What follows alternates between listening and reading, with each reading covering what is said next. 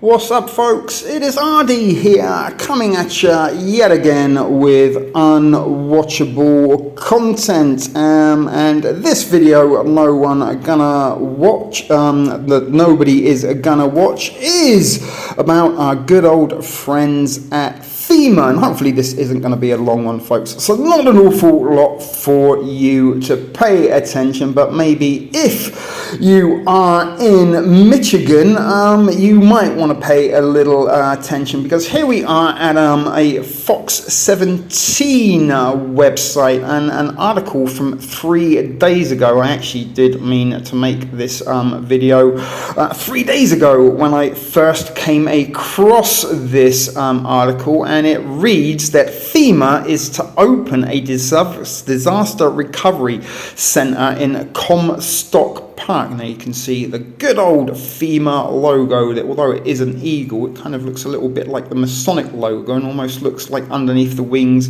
there are hands shaking. But maybe we'll take some time to look at the logo at length in the future. But this is a short article, guys, but why it is interesting, because this is sort of falling in place around the time of the eclipse, which is due to pass over Earth the 8th of April, which is about 10 or so days away at the time of recording.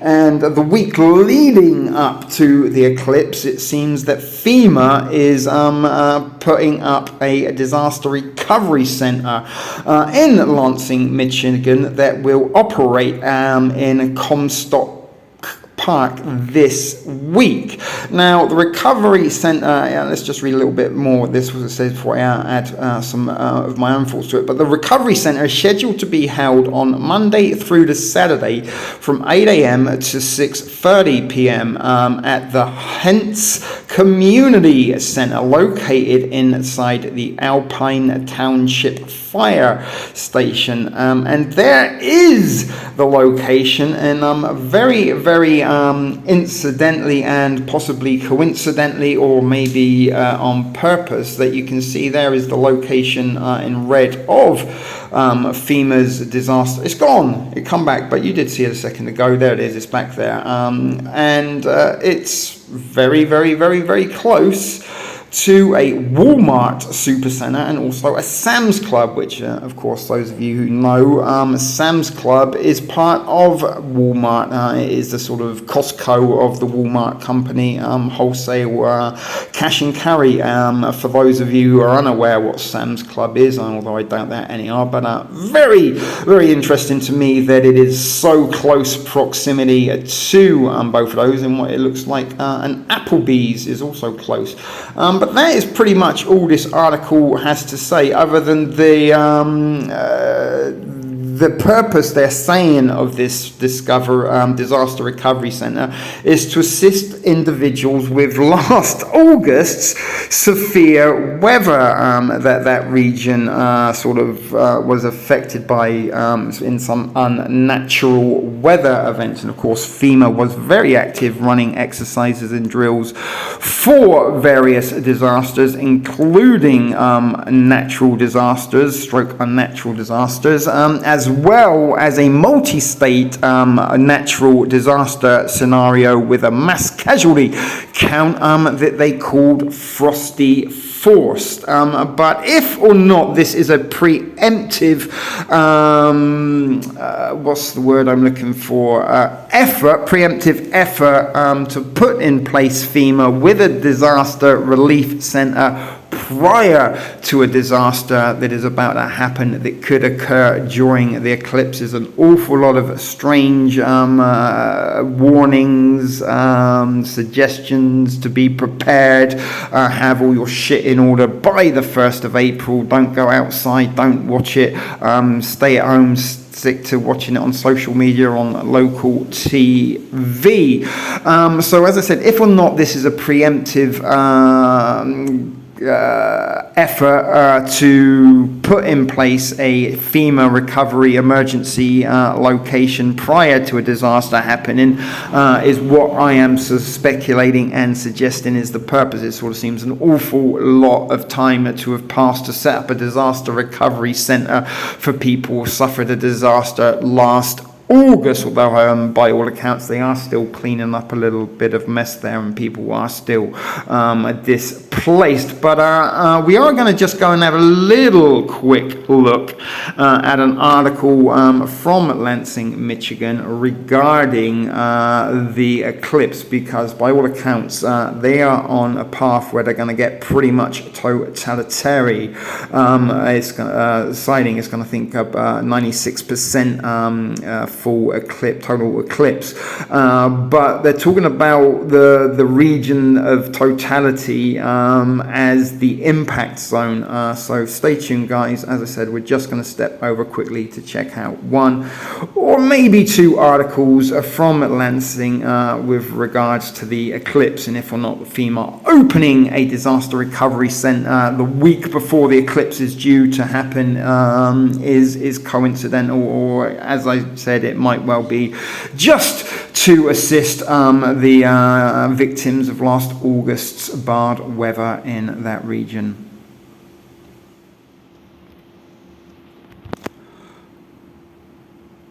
Right, folks, we are at the Lansing State Journal from an article from just yesterday at time of recording. It was published at 8:01 p.m. on March the 26th, 2024 on the Gregorian. We're not going to spend a lot of time on this, folks, because there's not really anything to say about it. It's sort of pretty much the same narrative that we're seeing from other people about, watching safely, where to watch it, don't clutter up roads and sort of stuff. But it starts out by saying what you need to know about the upcoming total solar eclipse, and of course it doesn't mention anything about the FEMA disaster recovery center that may come into action because of some impending disaster that may or may not happen during the eclipse. But as there is a disaster recovery center courtesy of FEMA set up in place, then if there was a disaster, then I'm sure they would be able to utilize it and would save time in having to call for assistance if the assistance was already on hand, ready and waiting, so to speak. But in case you haven't heard, a rare astronomical phenomenon is happening early next month, and you should know that is April the 8th. It is a really big deal because, well, total solar eclipses don't happen all that often, at least not close where to you live. And on April the 8th, the path of totality will pass through parts of the Midwest, the Rust Belt and the Northeast, including a tiny slice of Southeast Michigan near Toledo, Ohio. But in Lansing, where FEMA have set up this emergency disaster recovery center, the moon will cover the majority but not the entirety of the sun at the peak of the eclipse, but many people will travel to find clear skies along the path of totality. Now I'm going to scroll down quickly, guys. There's not really anything in it. I'm just sort of telling you that using this to show you that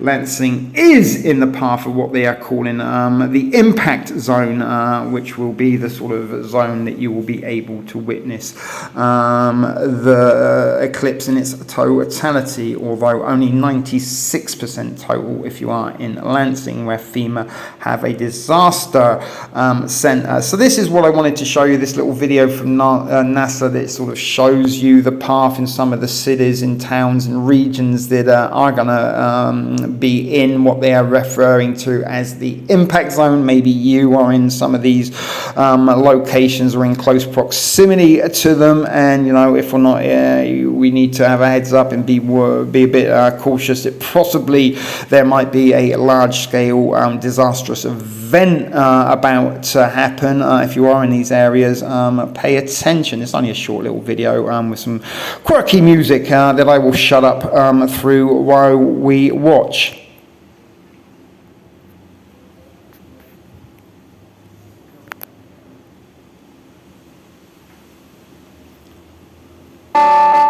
Helps if you turn the music on, RD. but also gives you the times when you're going to sort of see the total eclipse, I guess. If not, these are targets circled in purple. Who knows? Let's wait and see. I did say I was going to shut up through the music, but let me do that now.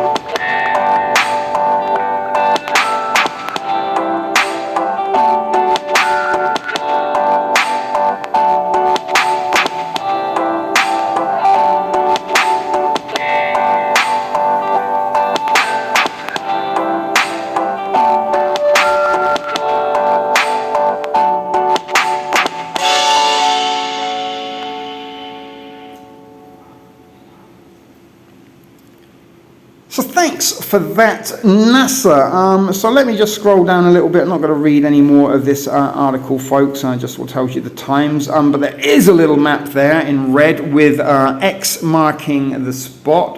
What you want to know about the upcoming total eclipse, what to know about viewing and recording the eclipse with your cell phone. The April total solar eclipse could snarl traffic for hours across thousands of miles. Lunar Pier prepares for 2024 eclipse is what it says there underneath the map. Learn more. Eclipse Lansing embed. I'm sort of tempted to click on that, shall we? Can we click on it?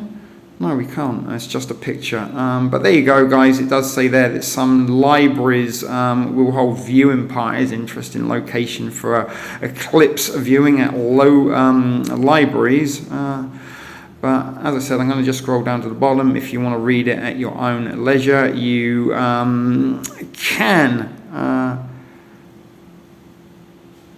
But there's nothing really interested in that. But there is one more article that I did want to show you. Again, we're not going to spend too much time of it. I did say there might be one or two to look at, so I will deliver you the second one right now. So here we are at the last article, WLNS6 News. Again, nothing of real concern to pay that much attention to, but Michigan eclipse map, exactly when you see a total eclipse from your home. And again, this is from a month ago. And there is a video, and that is what I wanted to bring you to this article for. So let me see if I can pause it. Take it back to the start and phenomenon of an eclipse. What's going on here? Oh, that's the astronomical phenomenon of an eclipse is a known wonder of the human experience. As long as people have been attempting to watch an eclipse, they've also realized that they should probably protect themselves. Today we have good standards for, excellent standards really, for protecting eyesight. We noticed that in 2017 that the market got flooded with unsafe eclipse glasses. One look through an unsafe eclipse glass, in several seconds your eyes can be damaged, either partially or permanently. So if you have eclipse glasses, you're looking for this ISO certification on them. The sun, while it is super important to life on Earth, it's also got a lot of harmful radiation that you don't see, but it is there because it's at a wavelength that you actually can't detect, but your eye is going to be sensitive to it. And so at no point is it safe to look directly at the sun. It is not safe to look at the sun, even with sunglasses. In order to look at the sun, you need to ensure that whatever eyewear you have on or protective gear is blocking all of the dangerous radiation from you, the ones that your eye can't see or detect. As soon as you're ready to start witnessing the eclipse, the glasses should go on. Get your eye actually used to watching the sun, the way it will look. Everything else will be dark around you. The sun will be the one thing that's very clear to you. When the moment of totality comes, if you're in the path of totality, you are allowed to take those glasses off and watch it safely.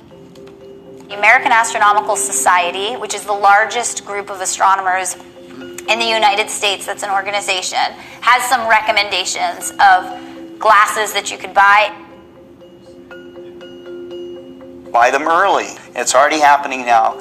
All the guys that have eclipse glasses are starting to sell out. Solar eclipses are nature's greatest astronomical show. It's rare to get this kind of accessibility to nature's astronomical phenomenon. It is, I promise you, not something you'll forget if you actually go and see it.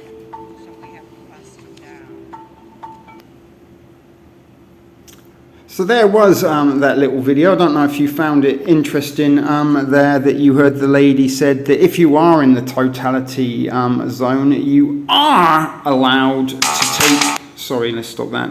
You are allowed to take your glasses off. Now, a viewer, I can't remember who, forgive me if it was you for forgetting your name, but a viewer mentioned something through one of those recent eclipse streams here at NoOneWatchesArDee that maybe they're 3D glasses that, you know, might sort of help assist with any holographic imagery that could be projected in the sky during the eclipse, as I have heard a few folks suggesting that maybe this might be an ideal situation to use good old Project Bluebeam and put it into action under the guise of the darkness. What better way to project holographic images onto a completely dark screen? But it goes on back to the article to say just a couple of thoughts I wanted to add there that might raise some food for further thoughts in your minds, helping you formulate your own opinions as why FEMA could have put a disaster recovery center in Lansing, Michigan, a town that is on the totality map. But mark your calendars, we know in a few weeks, as I said, this was from a month ago, there's a whole list of places that you're going to be able to see it. But this is interesting. NASA says that the blackout from the sun could trick nocturnal animals into waking up, stop birds from singing, and even send bees back to their hives. It is important to remember safety first, so you should not view the eclipse without wearing the proper eye protection approved. Is there something going on with these glasses? Well, we find out that the goggles do nothing, and all the people that used those glasses to view the eclipse will end up with some kind of eye issues, or maybe even blind, a little bit like in Day of the Triffids. But that wasn't an eclipse. I believe it was a comet that flew overhead of Earth, and everybody who watched it woke up the next day blind. But they should have an ISO certification on them, 12312220115. Add those numbers up and see if you make anything of them. Who knows, they may even add up to 201. But they should have the certification stamp on there with the manufacturer's name and address. Now there is another picture of a map with a cross-section that looks like it is making an X. And the other thing that's very interesting, I've noticed in a few articles, is they're showing the globe is sort of purple, and then that sort of orangey sort of section down the middle there almost looks like it's flames. Are they telling us what's to come, folks? I certainly hope we're not going to get any major disasters, and it is just going to be another everyday, regular, ordinary eclipse, and not some sort of psychological operation, man-made, unnatural disaster. But we probably will be doing something at Ship Video Productions and eclipse watching. I'm sure my partner will be down for possibly a TSS special report on the eclipse on April the 8th. If you want to tune in, or maybe there'll be another streamer covering the eclipse with more viewers tuning in that some of you might be inclined to watch, because there'll be more opportunities to say hello to different people and more opportunities for more people to say hello to you, which sometimes is what I do actually think some people just tune in to these videos for, just to use the live chat as a platform for the airing of personal grievances. But if you did pay any attention to this video, there really wasn't an awful lot to pay attention to, unless you're living in Lansing, Michigan. And then be advised, FEMA have a disaster recovery center set up, ready in place the week before the coming eclipse. Although I will add that the FEMA Disaster Recovery Center is nothing to do with the eclipse itself. It is just the fact that FEMA sometimes set up for one thing and then a disaster happens that's very similar to the one thing FEMA was setting up to simulate, conduct drills and exercises for, and lucky enough, because they were in that location conducting drills and exercises for the exact same thing that happened in reality, they can then utilize that drill and exercise and put it into real-time practice rather than simulation. Drills do go live. But that is all I wanted to tell you about in this video, folks. Then FEMA has set up a disaster recovery center the week before the eclipse is due to pass over Lansing in Michigan. So if you were paying attention, let me know what you think. If you have any thoughts or opinions or concerns of your own, that maybe they are expecting something, and that is why FEMA are setting up a disaster recovery center in Lansing, Michigan. But that's it, folks. This is RD signing out for now. But until the next time, as always, guys, please take care. Let's hope that the force will be with us all, and most importantly, let's just try and be as excellent to each other as we can. So that's it. Until next time, this is No One Watches RD, over for today's episode.